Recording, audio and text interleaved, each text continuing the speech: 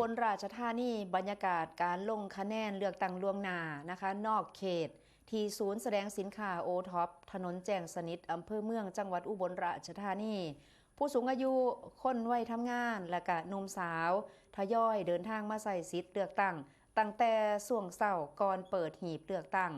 สำหรับการเลือกตั้งล่วงหน้าในเทื่อนี้กับผู้ที่มีสิทธิ์ลงทะเบียนเลือกตั้งล่วงหน้า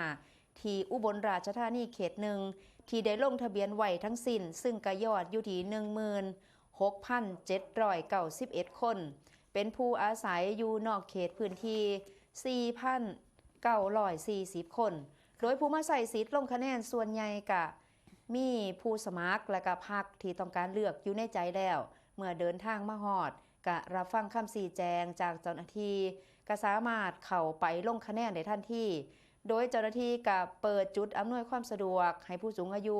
ผู้พิการที่เดินบ่สะดวกเป็นกรณีพิเศษก็เฮ็ดให้การลงคะแนนบ่ถึงกับติดขัดหรือว่ามีผู้ใช้สิทธิ์รอลงใช้สิทธิ์เป็นเวลาดนนั่นเองค่ะ